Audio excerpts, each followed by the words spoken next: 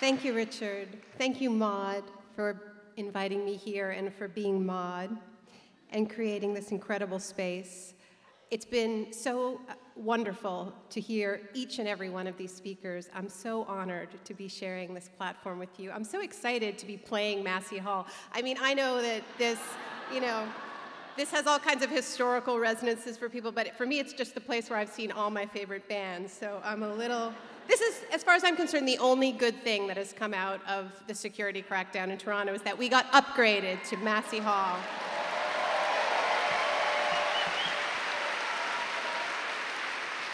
And I also want to thank the incredible women from RAW, because just a few minutes before we began tonight, a bunch of us were on the streets trying to get to the OCAP demonstration, and I'll talk a little bit more about that. But we weren't able to get there because the cops had blocked it off and sealed it in. And there was a line of riot police that marched right in front of us, and they were banging their shields with their batons. And I hate that noise more than anything in the world. It chills me. And it was so wonderful to be able to come into this hall and listen to the women of RAW banging their mallets on that skin. And remember that is a whole other kind of power and transformation. And thank you for that. Now, I don't know why, but I find myself thinking about the garbage strike. Do you remember the garbage strike? Now, I know there are some people here from out of town. What I'm referring to is the fact that at this time last year, our municipal garbage collectors went on strike against an attempt to roll back benefits and freeze their wages. That's true, but for this story, we're going to stick with the garbage workers, because for weeks, there was a foul, foul odor down by the water as bags of rotting detritus festered and rats multiplied. And I just kept wondering, what is it about Toronto's waterfront in the summer? It always seems to be something. But I have to say, after walking the cop gauntlet to get here tonight, I'd take the garbage over the G20 any day of the week.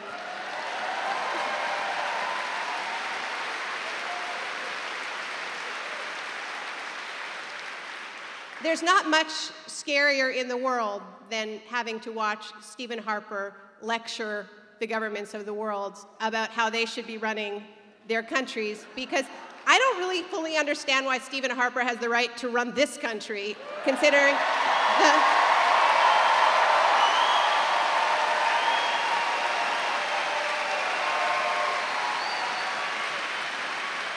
Now, I want to talk about the G20.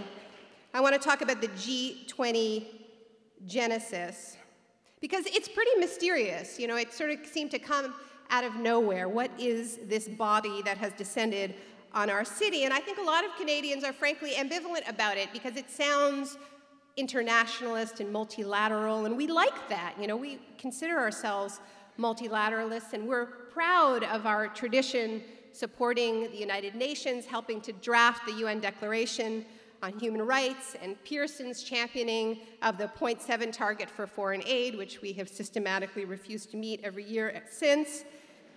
So, given that there is this confusion, I think it's really important that we get one thing straight, which is that the G20 has absolutely nothing to do with multilateralism. More than that, it is a war being waged on real multilateralism, because it is a clear attempt to sideline and marginalize the already weak United Nations.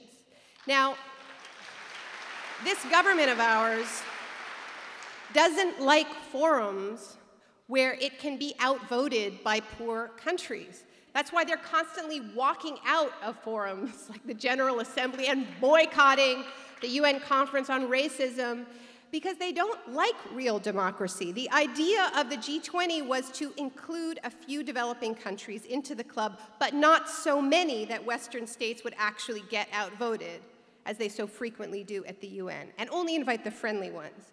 Now, earlier this week, the Globe and Mail had a fascinating story about the origins of the G20. I don't know if many of you read it.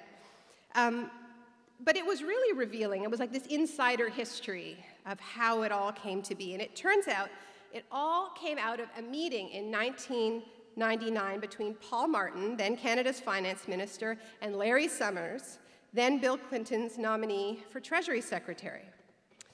So right off the top, that's interesting, because 1999 was the year that Larry Summers pushed through a piece of legislation that killed a law called Glass-Steagall.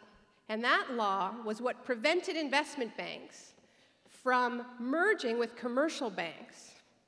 And that law was what prevented the kind of intermingling that created exactly the situation of these intermerged and intermingled financial institutions that were called too big to fail. He also is the guy, as Treasury Secretary, who fought tooth and nail against regulating derivatives in the 90s.